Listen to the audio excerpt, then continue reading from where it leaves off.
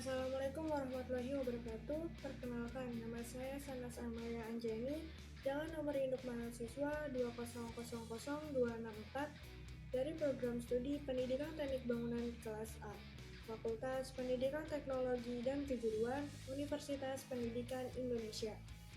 Pada kesempatan kali ini, saya bermaksud untuk memenuhi tugas mata kuliah Ilmu Bahan Bangunan dengan dosen pengampunya adalah Bapak Dedi Purwanto, SPD MPSDA. Terkait tugas mata kuliah yang diberikan adalah mewawancarai salah satu pemilik toko bahan bangunan, dan salah satu bahan bangunan yang saya pilih adalah pasir. Untuk itu, saya memilih salah satu toko bahan bangunan yang ada di daerah Bekasi, tepatnya di Jalan Pahlawan, Bekasi Timur, dan pemiliknya adalah Bapak Tio.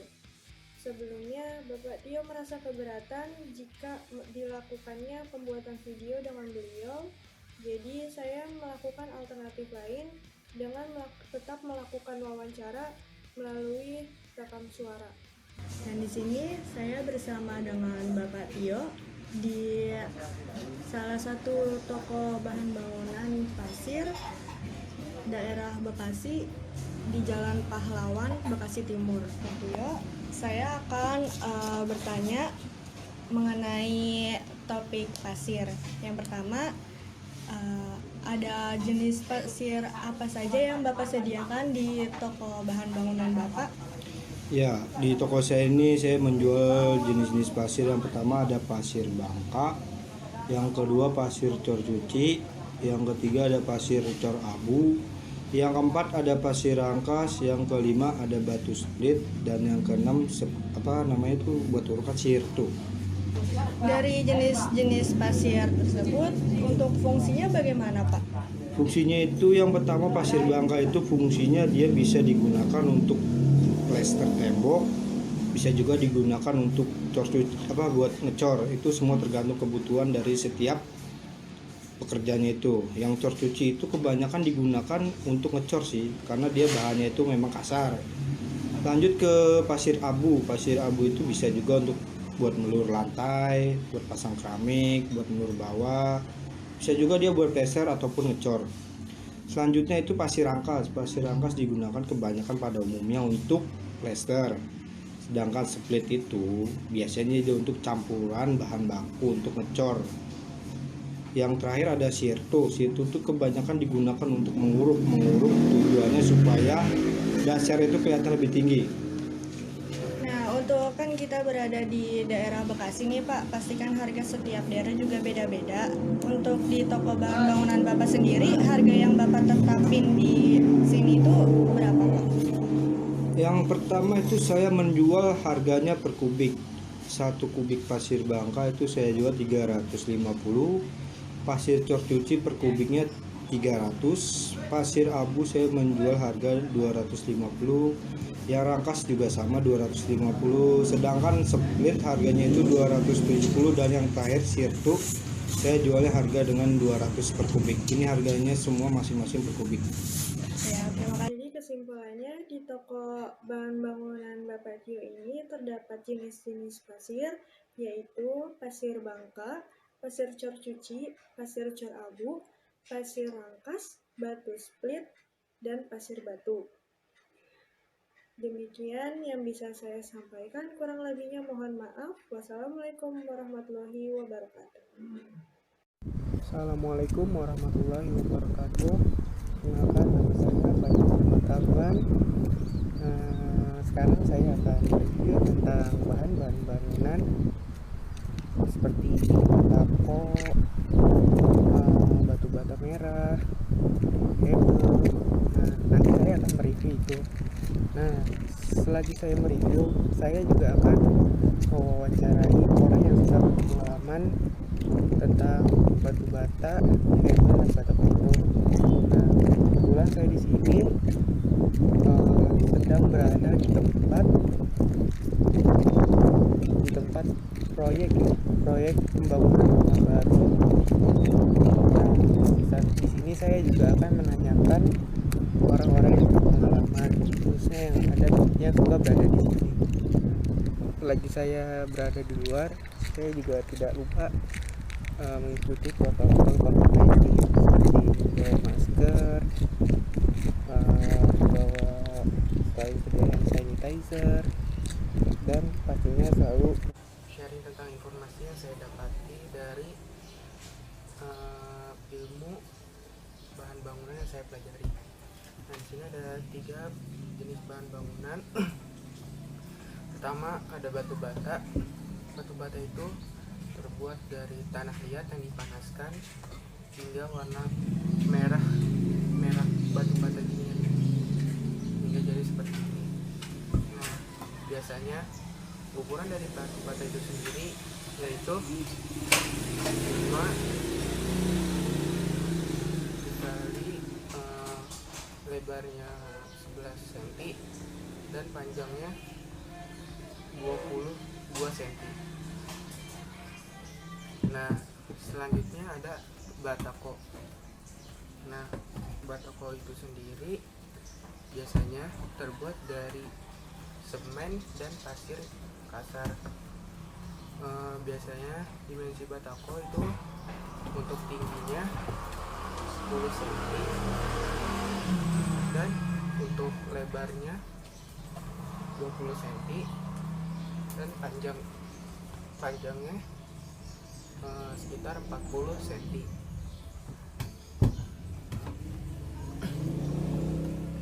Selanjutnya ada hebel.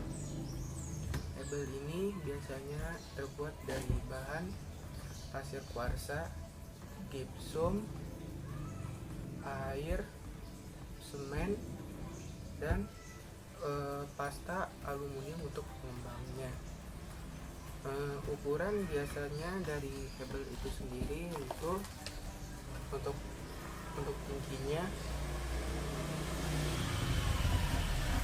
sekitaran 7,5 cm dan untuk lebarnya sekitar 20 cm dan untuk panjangnya 60 cm. Itu dari dimensi balok hebel itu sendiri. Nah, selanjutnya saya akan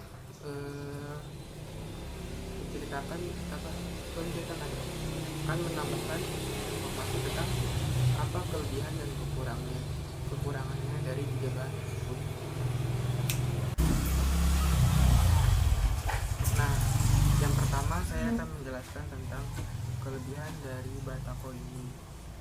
Bisa kita lihat batako ini lebih besar daripada batu bata, sehingga ketika kita membangun suatu ruang maka batako ini akan cepat selesai gitu. Dan kelebihan yang lainnya, batako ini ringan juga dikarenakan terdapat lubang di batako ini. Nah, sehingga kesannya lebih ringan gitu. Dan batako ini karena terbuat dari pasir dan semen, batako ini juga lebih mudah dipotong. Kekurangan dari batako ini ialah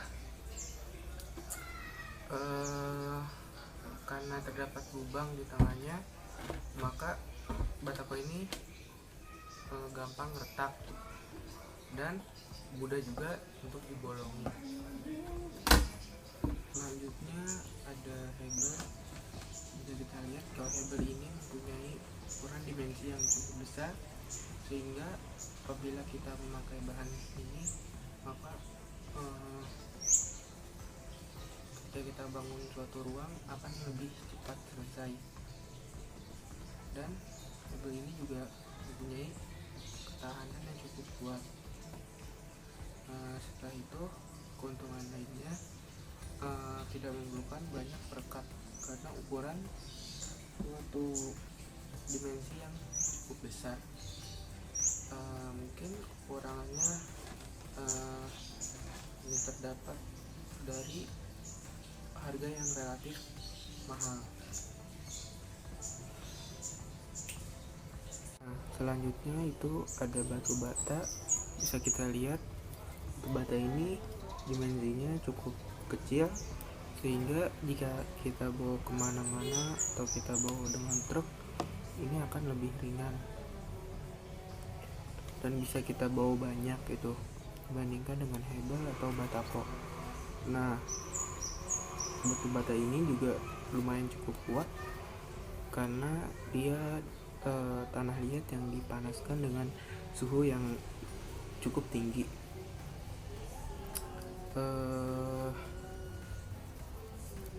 Dan batu bata ini juga relatif sangat murah dibandingkan dengan batako hebel. Nah, selanjutnya kekurangannya itu ialah pada bahan perekatnya.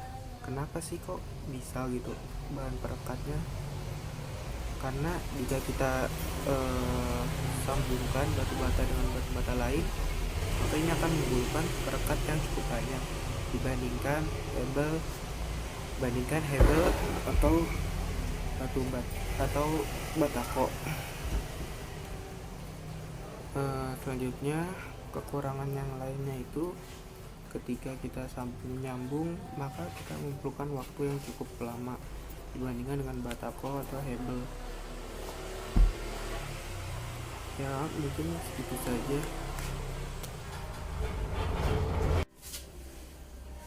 Ya, kembali lagi sama saya. Kebetulan saya di sini sudah kedatangan dengan bapak saya. Beliau sering berada di dalam proyek pembangunan yang kemarin saya bilang itu. Nah, mungkin bisa langsung saja memperkenalkan diri dan menceritakan apa itu batako, hebel, dan batu merah. Ya, baik ya. Assalamualaikum warahmatullahi wabarakatuh. Waalaikumsalam warahmatullahi wabarakatuh. Ya, yang kita tahu jenis bata itu ada 3 ya. Ada hebel, bata merah, sama batako. Mungkin untuk hebel sendiri bagi saya itu sedikit baru ya, dibanding sama bata merah sama batako ya. Nah, mungkin dia baru ya lebih populer 3 tahun 4 tahun ke belakang gitu loh. Sedangkan untuk bata merah sama batako itu sebelum saya dewasa juga, saya masih kecil gitu, dan kenal itu nama batako sama bata merah ya. Mungkin kita coba analisa menurut saya pribadi ya. Ini akan berdasarkan ini hanya pengalaman saya aja ya. Menurut saya pertama untuk hebel itu kelebihannya pertama dia karena pabrikan ya. Mungkin dia perlu bikinnya juga pabrik-pabrik yang lumayan punya aset gede, itu lebih presisi gitu, lebih presisi daripada bata merah sama batako ya. Itu satu syarat, karena dia lebih presisi, dia juga lebih gede ya, sehingga waktu pada pemasangan bangunan itu untuk hebel itu lebih cepat dan hasilnya pun lebih cepat ya, karena dia lebih presisi. Dia cuma hanya perlu perekat aja, dia tempel itu kelihatannya lebih rapih dipasang ya. Mungkin itu salah satu kelebihan daripada hebel ya. Ya. Kalau berdasarkan harga, karena hebel itu bentuknya lebih gede ya, kalau dihitung satuan sih mungkin lebih mahal ya daripada bata merah ya, daripada batako ya. Cuma kalau di per meternya setelah dipasang itu hebel lebih ekonomis, lebih murah gitu loh, yang saya tahu. Kalau udah dipasang begitu itu lebih cepat ya. Jadi kelebihan daripada Hebel sendiri ya. Mungkin kekurangannya untuk Hebel lifetime-nya ya. Lifetime dibanding dengan bata merah dia akan tetap lebih tahan lama bata merah ya. Iya, karena bata merah itu dia saya lihat itu bikinnya itu tahan panas gitu loh. Dia perlu tungku yang dipanasin ya, suhu derajat yang panas. Jadi dia dia fungsinya itu ya lebih kuat gitu, lebih tahan panas kalau dia dipasang di benteng-benteng begitu tuh, daripada batako ataupun bata Hebel gitu. Nah itu untuk Hebel sendiri ya, jadi itu kekurangannya. Tapi kalau untuk dengan batako mungkin lebih bagusan Hebel ya. Ya kalau batako itu ya boleh dibilang kualitasnya, secara kualitas mungkin bisa di bawah Hebel, lifetime-nya ya, ketahanannya ya. Ya. Terus satu lagi mungkin kelemahannya di Hebel, kalau lifetime-nya nggak selama bata merah ya. Mungkin kalau udah bertahun-tahun, kalau saya perhatiin itu akan timbul kayak bercak-bercak itu kalau kena hujan terus-terusan basah gitu. Ya itu tuh yang saya perhatikan tuh kalau misalkan bata Hebel itu tuh. Tapi kalau untuk bata merah itu lifetime-nya akan lebih lama ya daripada bata Hebel ya, karena dia ya itu tadi saya bilang bata merah itu dibuat menggunakan pemanasan yang tinggi ya itu tadi, jadi hasilnya pun tahan terhadap suhu panas gitu, dan hasilnya akan lebih bagus, dan lifetime-nya itu akan lebih lama daripada Hebel itu sendiri ya. Kalau untuk bata merah tuh kekurangan itu apa ya? Kekurangan untuk bata merah dibanding Hebel ya secara ini ya, secara biaya ya, itu pemasangannya lebih lama ya, lebih lama, terus biayanya pun otomatis karena lebih lama ya tukangnya pun akan lebih lama gitu. Otomatis bayar tukangnya pun lebih tinggi daripada Hebel ataupun batako ya. Itu kalau secara kekurangannya itu tidak untuk merah sama Hebel ya. Nah mungkin kalau dari batako itu sendiri gimana sih menurut Bapak? Ya kalau untuk batako sendiri ya, kalau menurut saya kekurangan dari batako itu karena dia dibikin hanya menggunakan press doang ya. Itu juga saya perhatikan pembuatannya itu hanya cuma dari pasir sama mungkin semen sedikit ya, adukannya ya, sama cuma di press doang, dia nggak perlu pemanasan segala macam ya. Jadi dia akan lebih, lifetime-nya akan lebih pendek lah kalau dibanding dengan bata merah sama Hebel ya. Terus karena ukurannya juga kalau saya perhatikan ya, batako itu beda-beda ya, selisih gitu, jadi agak-agak susah dalam pemasangannya. Itu lebih lama pemasangannya daripada Hebel ya. Tapi kalau dengan bata merah mungkin secara ini lebih cepat ya pemasangannya ya di bangunannya itu buat berarti kalau batako itu masalahnya lebih ribet karena ukurannya gitu ya. Ukurannya yang suka variasi, kecil-kecil beda-beda gitu, jadi kecil. Beda-beda ukurannya, kadang suka ukurannya selisih 2 mili, 1 mili, 1 senti gitu, 2 senti, ada selisih gitu. Oh, mungkin itu saja ya kalau dari Iya. itu ya tiga bahan itu. Terima kasih kepada bapaknya Pak. Pak Asep, Ya sudah mengenalkan tentang tiga bahan itu. Mungkin saya juga mohon maaf apabila ada kesalahan, kekurangan dari kita berdua ya.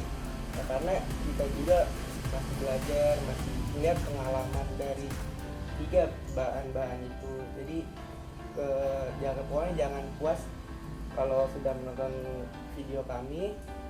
Kalau bisa lebih searching ke banyak internet yang lainnya.